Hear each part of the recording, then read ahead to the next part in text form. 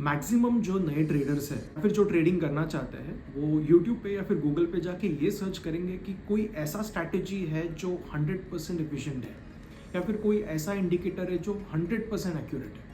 पर एक आधी कोई ऐसा रहेगा जो ये सोचेगा कि अगर मुझे ट्रेडर बनना है तो मेरे लिए क्या माइंडसेट होना चाहिए, क्या साइकोलॉजी होना चाहिए। सो आज के वीडियो में हम लोग यही अंडरस्टैंड करेंगे कि ट्रेडर का साइकोलॉजी क्या होना चाहिए, क्या सोच होना चाहिए, क्या माइंडसेट के साथ उसको ट्रेडिंग के अंदर एंटर करना है, ट्रेड के अंदर एंटर करना है।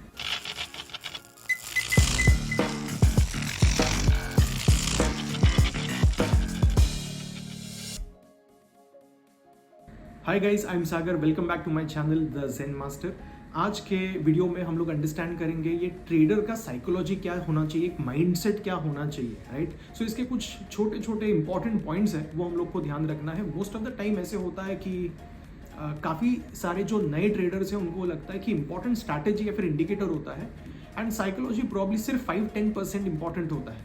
बट ऐसा नहीं है, इनफैक्ट इट इज़ कम्प्लीटली उल्टा।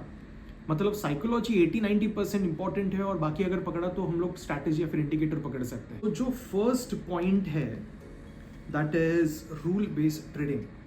It's very important. When ever you enter in a trade, तो या फिर मुझे ट्रेडर बनना है तो मुझे रूल बेस्ड ट्रेडिंग ही करना है। अभी ये रूल बेस्ड ट्रेडिंग मतलब क्या कि जिसमें कहीं पे भी इमोशंस नहीं आने चाहिए। ओके मतलब इसमें इफ एंड देन कंडीशंस के ऊपर ही ट्रेडिंग करना है। इफ अगर ऐसा हुआ देन मैं ऐसा करूंगा, मतलब एकदम प्रोग्राम की तरह। ओके इफ ये कंडीशंस फुलफिल होते हैं तो देन मैं ऐसे ट्रेड लेने वाला हूं। तो इसके लिए तुम लोग के जो एंट्री कंडीशंस है वो फिक्स होने चाहिए, जो एग्जिट कंडीशंस है वो फिक्स होने चाहिए। इसको किसी एक स्टिकी नोट के ऊपर लिख लो। ओके कि इफ ये होता है, इफ ये कन्फ्लुएंस होता है तो मैं एंटर करूंगा। ओके और ये स्टिकी नोट को तुम लोग के डेस्कटॉप के या फिर लैपटॉप के ऊपर जिस पे तुम लोग ट्रेड करते हो वहां पे साइड पे कहीं पे लगा के रखना। एंट्री कंडीशंस भी, एग्जिट कंडीशंस भी। तो जो भी तुम लोग स्ट्रैटेजी फॉलो कर रहे हो उसमें कुछ कंडीशंस मेंटेन करो। एज इन लेट्स से अगर मैं एक ईएमए क्रॉसओवर जैसा एक एकदम बेसिक स्ट्रैटेजी फॉलो करता हूँ तो ये क्रॉसओवर हुआ तो ये मेरा फर्स्ट कंडीशन हो गया। ओके सेकेंड, लेट्स से मैं हाइकेनाशी का ट्रेंड देख रहा हूँ, ये मेरा सेकेंड कन्फ्लुएंस हो गया, राइट। ऐसे 3-4 जो मेरे कन्फ्लुएंसेस है, कंडीशंस है, इसको लिख के रखना है। अगर ये तीनों कंडीशंस या फिर चारों कंडीशंस फुलफिल होते हैं तो ही मैं ट्रेड करूंगा। ऐसा नहीं होना चाहिए कि ये 4 कंडीशंस में से एक भी कंडीशन फुलफिल हो गया तो ठीक है ना, क्या फर्क पड़ता है, right. Let's enter the trade. That should not be the case. Okay मेरे सारे कंडीशंस फुलफिल होने चाहिए। सो एंट्री के लिए मेरे क्या कंडीशंस है, एग्जिट के लिए क्या कंडीशंस है, ये ऊपर पहले ही सामने लिख के रखना है। अकॉर्डिंगली ट्रेड करना है। इमोशंस के साथ एंटर नहीं करना है, सोच समझ के करना है। इसको गैम्बलिंग की तरह मत लो कि मुझे सिर्फ बाय एंड सेल करना है, राइट, वेट करना है, प्रॉफिट होगा, मुझे बाहर निकलना है, $20-50, राइट, $100 मैं ऐसे ही निकाल लूंगा। इसको गैम्बलिंग की तरह मत देखो। ये एक साइंस है, ट्रेडिंग एक साइंस है।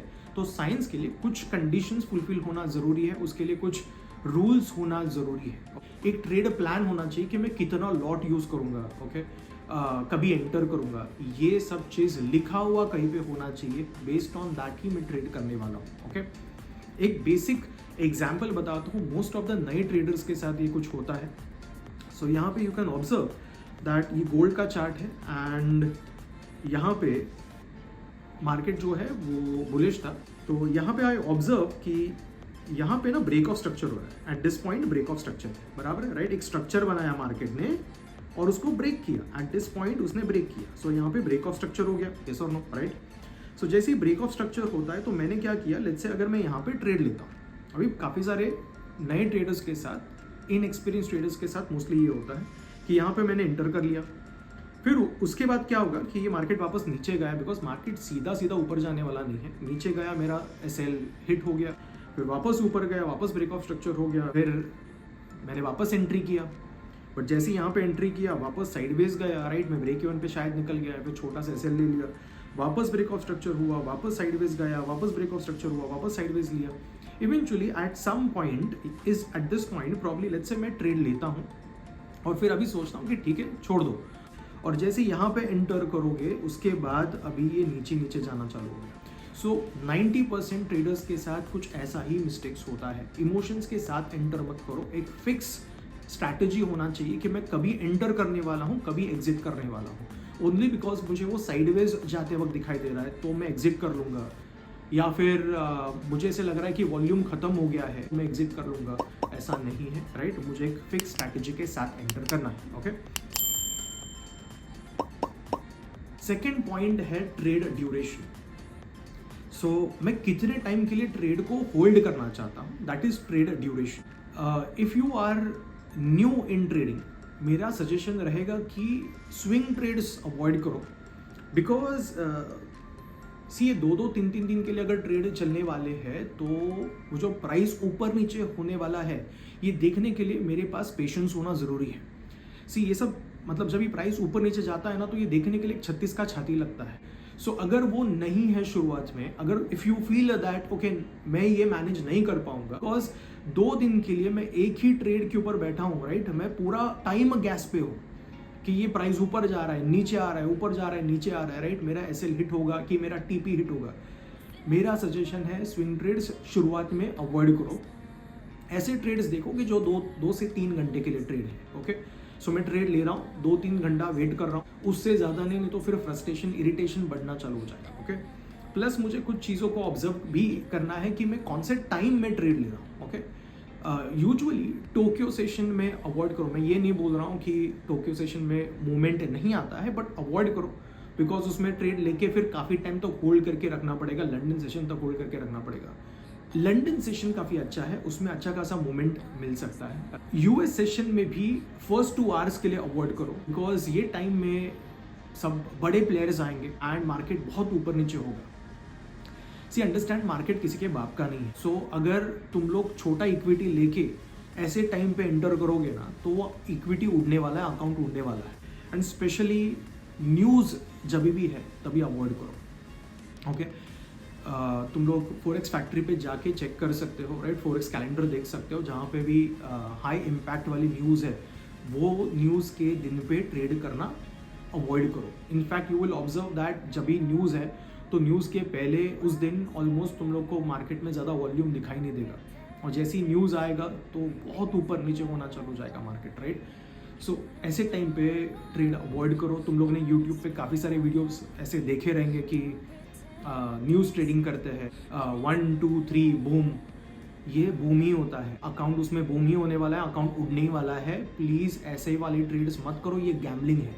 ओके, हाँ, न्यूज़ होने के बाद थोड़ा सा टाइम जाने दो, 1-1.5 घंटे का टाइम जाने दो, उसके बाद मार्केट थोड़ा सेटल हो जाता है, शांत हो जाता है, उसके बाद ट्रेडिंग वापस ट्राई कर सकते हो। या फिर यूएस सेशन में रेगुलर बेसिस पे भी मोस्टली अगर 2 घंटे के बाद अगर तुम लोग ट्रेड करोगे, यूएस सेशन चालू होने के बाद 2 घंटे के बाद ट्रेड करोगे, तो मोर और less you will observe that price जो है वो बेसिक सपोर्ट रेजिस्टेंस इंडिकेटर इसको रिस्पेक्ट करता है, मोर और लेस रिस्पेक्ट करेगा। ओके, सो सेशंस पे थोड़ा सा ध्यान देना। नेक्स्ट पॉइंट जो है वो काफ़ी ज़्यादा इंपॉर्टेंट पॉइंट है, and that is risk management. मतलब मुझे कितना रिस्क लेना है, मेरे पास कितना इक्विटी है, और मैं कितना टेबल पे लेके आ सकता हूँ और कितना टेबल से लेके जा सकता हूँ, ये पहले से ही मालूम होना ज़रूरी है। इसमें कुछ पॉइंट्स है जो हम लोग को याद रखना है। जैसे मेरा लॉट साइज़ क्या होगा। इमेजिन करो कि अगर मेरा equity let's say real equity, मैं प्रॉफर्म की बात नहीं कर रहा हूँ, अगर मेरा रियल इक्विटी लेट्स से $1000 का है, which is approximately 85,000, okay, 85,000 Indian rupees. So अगर लेट्स से मेरा $1000 का इक्विटी है तो मैं कितना लॉस एक ट्रेड में ले सकता हूँ, that should not be more than 1%। So imagine करो कि अगर मेरा $1000 का इक्विटी है तो मैं $10 का, दैट इज 1%, $10 का ही मैं लॉस बेयर कर सकता हूँ। सो 1% का लॉस एंड 2% का मेरा एटलीस्ट मिनिमम टीपी होना चाहिए। तो इसके लिए मैं लॉट साइज क्या यूज़ करूँ, मैं 1 स्टैंडर्ड लॉट ले सकता हूँ क्या? अगर मैं 1 स्टैंडर्ड लॉट लेता हूँ तो जैसे मेरा ट्रेड ओपन होगा ना, वो ओपन ही -20 -30 में ओपन होगा बिकॉज ऑफ स्प्रेड है। सो मैं 1 स्टैंडर्ड लॉट नहीं ले सकता, मैं ऑलरेडी 2% नेगेटिव में चला जाऊंगा ओपन होगा तभी। तो मुझे कितना लॉट लेना है, प्रॉब्ली लेट्स से 0.01 या फिर 0.02 का मैं लॉट ले सकता हूँ। मैं गोल्ड की बात कर रहा हूँ। तो इन दैट केस अगर मैं 1% लॉस बेयर कर सकता हूँ, इमेजिन करो मुझे 100 ट्रेड्स लॉस में जाना पड़ेगा तब जाके मेरा इक्विटी उड़ेगा, मेरा बैलेंस उड़ेगा। तो कुछ ऐसा रिस्क मैनेजमेंट होना चाहिए। दैट मीन्स अगर मैं 0.02 का भी ट्रेड लेता हूँ तो $5 जब भी गोल्ड ऊपर नीचे होता है तो मेरा एसएल लगेगा, जो बहुत इजीली नहीं होता है। यूएस सेशन में पीक टाइम पे होगा भी, बट देन बहुत ज़्यादा इजीली नहीं होता है, right. So you have some breathing space and plus $10 का मैंने टीपी रखा है, ओके राइट। तो अगर मैं सोच समझ के ट्रेड लेता हूँ तो फिर इन दैट केस ये बेस्ट आरआर हो सकता है, इससे अच्छा भी आरआर हो सकता है ऑफकोर्स, राइट। 1:3 का भी हो सकता है, but then at least better RR रहेगा। मेक श्योर दैट आरआर जो है तुम लोग का रिस्क टू रिवॉर्ड रेशियो है वो एटलीस्ट 1:2 का है, वो 1:1 नहीं काम करेगा कभी भी, ओके। ट्रेड में एसएल एंड टीपी होना बहुत ज़्यादा ज़रूरी है। अगर मैं ट्रेड में प्री डिफाइंड एसएल और प्री डिफाइंड टीपी के साथ नहीं जाता हूं तो अकाउंट उड़ने के चांसेस बहुत ज़्यादा है, ओके। मेक श्योर दैट तुम लोग का एसएल डिफाइंड है एंड टीपी डिफाइंड है। Now what I do is, मैं अभी ज़्यादा करके मार्केट एग्जीक्यूशन वाले ट्रेड्स नहीं लेता हूँ, मैं लिमिट ऑर्डर्स लेता हूँ। मतलब मैं sell limit, buy limit, sell stop, buy stop वाले ट्रेड्स लेता हूँ। मतलब मैं ये सोचता हूँ कि अगर प्राइस ये मेरे ये लेवल तक आएगा तो ही मैं ट्रेड लेने वाला हूँ, तो मुझे टाइम मिलता है एसएल और टीपी सेट करने के लिए। बट लेट्स से अगर तुम लोग स्कैल्पिंग करते हो तो शायद मार्केट एग्जीक्यूशन में उतना टाइम नहीं मिलेगा एसएल टीपी हिट करने के लिए, सेट करने के लिए। So what I suggest is, what I use to do, मैंने एक ये प्लेस किया था। सो ये बेसिकली एक प्रोग्राम है जो मेरे लिए 2 सेकेंड्स के अंदर, जैसे ही मैं ट्रेड पंच करूंगा 2 सेकेंड्स के अंदर ये एसएल और टीपी मुझे प्लेस करके देता था, ओके। बट इसके लिए तुम लोग को वीपीएस होना ज़रूरी है, या फिर लैपटॉप डेस्कटॉप ऑन रखना पड़ेगा काफ़ी टाइम के लिए, जब तक एटलीस्ट तुम लोग ट्रेड लेना चाहते हो। और उसके ऊपर MT4 लगेगा और उसके ऊपर ये बॉट लगाना पड़ेगा, और फिर तुम लोग ट्रेड कहीं से भी ले सकते हो, कहीं से भी, मैं फ़ोन से भी पंच कर सकता हूँ। And then in that case automatically SL and TP hit होगा। तो उसके अंदर मैंने ऑलरेडी सेट करके रखा था कि मुझे 1% का एसएल चाहिए, 2% का टीपी चाहिए, तो ऑटोमेटिकली वो सेट हो जाएगा। So that you can do.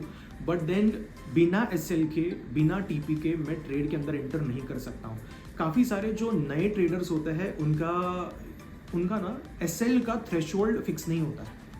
मतलब ट्रेड में एंटर करेंगे, ओके, माइंड में एक टीपी रखेंगे कि मुझे $50 चाहिए, ओके। जैसे ही वो $40-50 तक आएगा, अभी सोचेंगे नहीं $100 तक भी जा सकता है, तो ग्रीड आ गया, राइट। $100 तक जा सकता है, वेट करेंगे। फिर उसके बाद वो प्राइस वापस ब्रेक इवन तक आ जाएगा, फिर सोचेंगे नहीं ठीक है, ये तो वापस ऊपर जाने ही वाला है। जैसे ही वो नीचे आएगा -$20 होगा, अभी सोचेंगे कि अरे नहीं, एटलीस्ट ब्रेक इवन पे आ जाए ना, तो मैं ब्रेक इवन पे तो एटलीस्ट निकाल दूँ, right. No profit no loss में निकाल दूँ। और -20 में जाएगा, टोटल -40 में जाएगा, तो फिर बोलेंगे एटलीस्ट -20 पे आ जाता तो निकाल लेता हूँ, फिर वो मैं उसको कहीं ना कहीं पे तो रिकवर कर लूँगा। फिर वो फाइनली ऐसे करते करते -80 में चला जाता है ट्रेड, और उसके बाद उसको क्लोज करता है। मतलब यहाँ पे मेरा एसएल जो था वो मैंने रन करके रखा, मतलब जो मेरा ट्रेड लॉस में जो था उसको मैंने रन किया, उसका कोई लिमिट ही नहीं था। बट जो टीपी है उसका एक लिमिट तय है, राइट, ओके। सो यूजुअली अगर ऐसा रहेगा कि जहाँ पे मेरा एसएल डिफाइंड नहीं है, ओके, मार्केट नीचे जा रहा है, मैं होल्ड करके रख रहा हूँ, ऐसे केसेस में यूजुअली अकाउंट उड़ने के चांसेस ज़्यादा होते हैं, okay. So make sure that तुम लोग ट्रेड में एंटर करते हो तो एसएल एंड टीपी सबसे पहले रहे, और risk to reward ratio 1:2 minimum होना ही चाहिए। नेक्स्ट पॉइंट है राइट माइंडसेट। मतलब क्या माइंडसेट के साथ मुझे ट्रेडिंग में एंटर करना है। कुछ क्वालिटीज़ है जिसको मुझे सुधारना है। जनरल बिहेवियर जो है वो थोड़ा सुधारना है। मतलब कुछ लोग जो है ना वो बहुत ज़्यादा ओवर ट्रेडिंग करता है। This is something that I have seen. Over trading मतलब अगर मेरा एसएल हिट हो गया तो मैं वापस एक ट्रेड लूँगा, एसएल हिट हो गया वापस एक ट्रेड लूँगा, और एक एसएल हिट हो गया वापस एक ट्रेड लूँगा। ऐसे ट्रेड लेते ही जाएंगे जब तक उनको प्रॉफिट नहीं होता है, या फिर जो भी उन्होंने लॉस किया है वो रिकवर नहीं होता है। ऐसे केसेस में भी मोस्टली अकाउंट उड़ जाएगा, right. So make sure that तुम लोग ओवर ट्रेडिंग ना करो। Over trading is like a addiction, okay. अगर मुझे लेट्स से मुझे टीपी भी हिट हो गया ना, और मुझे वापस कंडीशन मेरा दिखाई दे रहा है फॉर्म होते वक्त, तो मैं वापस एंटर करूँगा, वापस ट्रेड लेने का कोशिश करूँगा। इसको ओवर ट्रेडिंग बोलते हैं, ये एडिक्शन है, ओके। इसको अवॉइड करो, ओवर ट्रेडिंग नहीं करना है। अगर एक भी एसएल लगा उस दिन ट्रेडिंग बंद कर दो। एक भी टीपी हिट हुआ 2% भी बनता है, right, that is more than enough. Okay, आज के दिन में 2% बना। मैंने लास्ट वीडियो में बताया था कि अगर रोज तुम लोग 2% भी बनाओगे, जो बहुत ज़्यादा है, बट अगर रोज भी तुम लोग 2% बनाओगे तो कितना आगे जा सकता है, राइट। लास्ट मैंने एक वीडियो बनाया था how to grow a small account, उसको चेक करना है तो यहाँ पे उसका लिंक है। So that's it. एक एसएल लगा, बाहर निकल जाओ, एक टीपी लगा, बाहर निकल जाओ, राइट, दैट्स इट। कल ट्रेड करेंगे वापस। ओके, सो एक के बाद एक ट्रेड एक ही दिन में नहीं लेना है। ओके, और एक इंपॉर्टेंट चीज है, मार्केट के साथ प्लीज मत लड़ो, डोंट फाइट विथ मार्केट। मतलब मैं देख रहा हूं कि प्राइस जो है वो नीचे जा रहा है, दुनिया शॉर्ट कर रहा है, बट मैं बाय कर रहा हूं, राइट। मैंने सोच के रखा है कि मैं बाय ही करूंगा, मेरा एनालिसिस बाय ही बोलता है। दुनिया गया भाड़ में, मार्केट गया तेल लगाने, मैं अगर बाय बोलता हूं तो बाय ही जाना चाहिए। और मैंने ऐसे ट्रेडर्स देखे, वो बाय पे बाय मारते जाएंगे। So very important point, don't fight with market. Okay, trend is friend. Okay, trend को फॉलो करते जाओ। तो मुझे जो भी ट्रेड्स लेने हैं वो ट्रेंड के डायरेक्शन में लेने हैं, तो in that case SL hit होने के चांसेस बहुत कम रहते हैं। Make sure that trend follow करो एंड मार्केट से फाइट मत करो। मतलब complete reversal trade, if you are not experience, reversal trades avoid करो, रिवर्सल ट्रेड्स लेने का कोशिश मत करो, राइट। ट्रेंड में ही ट्रेड्स लो। नेक्स्ट, कैजुअल ट्रेडिंग मत करो। आई हैव सीन दिस, काफी सारे ट्रेडर्स बाइक पे चलते चलते ट्रेड लेंगे, पार्टीज में है तो पार्टीज में ट्रेड लेंगे। ये कैजुअल ट्रेडिंग है। Trading is like a prayer. तो मैं मेरे भगवान के सामने, गॉड के सामने बैठ के मैं प्रे करूँगा, राइट। कुछ वैसा ही ट्रेडिंग करना है कि अपने डेस्कटॉप के सामने, लैपटॉप के सामने बैठो, पूरा फोकस्ड रहो और फिर ट्रेड लो। हाँ, ट्रेड ले लिया है तो उसको देख रहा हूँ, मैं कहीं पे बाहर गया हूँ तो उसको देख रहा हूँ, that is okay, but then trade लेते वक्त मेरे सारे कंडीशंस फुलफिल हो रहे कि नहीं हो रहे, राइट। क्या सिचुएशन में मैं ट्रेड ले रहा हूँ, ये सब चीज़ देखना जरूरी है। बहुत ज़्यादा कैजुअल मत रहो। मोर और लेस जो बहुत ज़्यादा कैजुअल रहते हैं, आई हैव सीन दैट वो उतना ज़्यादा केयर नहीं करेंगे अपने अकाउंट को लेके, ये थोड़ा गैम्बलिंग जैसा हो जाता है। फोकस्ड रहो, कैजुअल ट्रेडिंग अवॉइड करो। Next is a very important point, that is revenge trading. Revenge trading में बहुत लोगों का अकाउंट उड़ता है।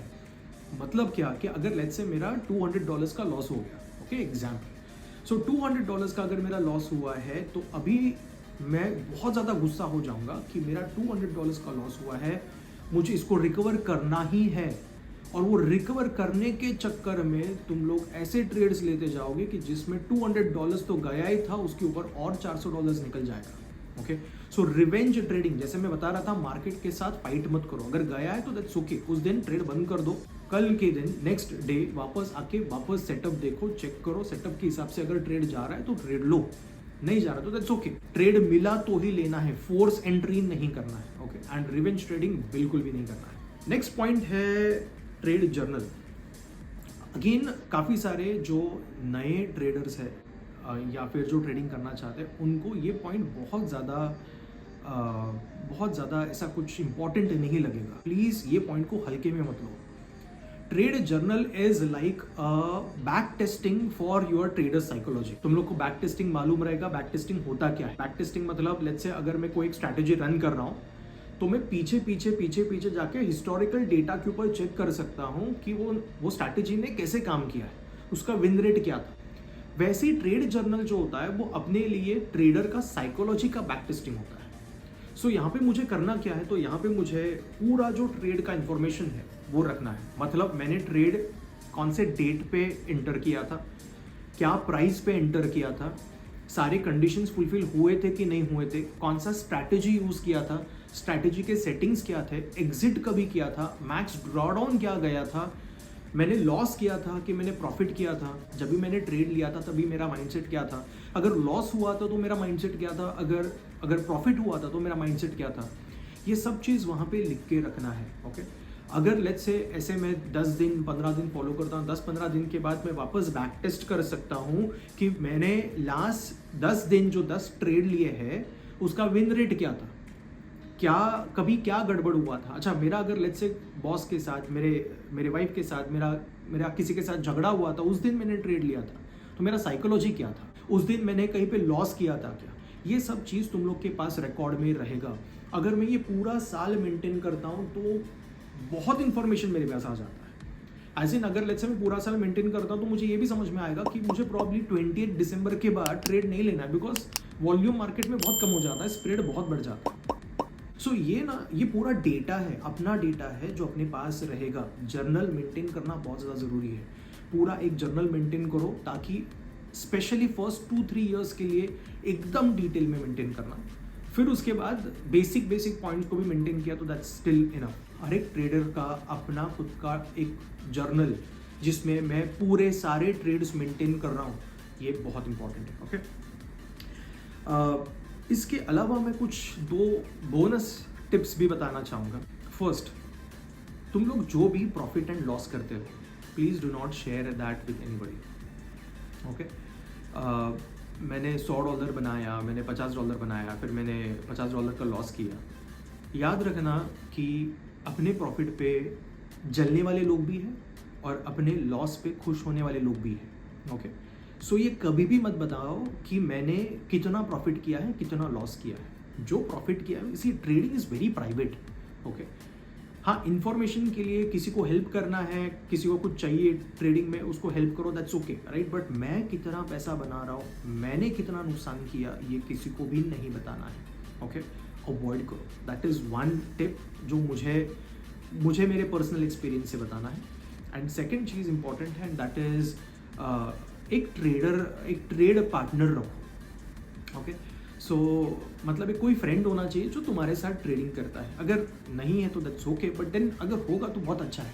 बिकॉज यूजुअली ना क्या होता है कि अगर मेरे साथ मेरा एक फ्रेंड है जो मेरे साथ ट्रेडिंग कर रहा है, तो he can keep a check on me. अगर मैं कहीं पे ओवर ट्रेडिंग कर रहा हूँ, अगर मैं रिवेंज ट्रेडिंग कर रहा हूँ, I can keep a check on him, right, कि वो उसका साइकोलॉजी कैसा है, वो लॉट साइज बराबर मार रहा है कि नहीं, उसको 2 गाली दे के बोल सको कि वो तेरा लॉट साइज कम कर। ओके, सो ये चीज़ बहुत हेल्प करता है। मेक श्योर दैट तुम लोग का कोई एक ट्रेड पार्टनर है।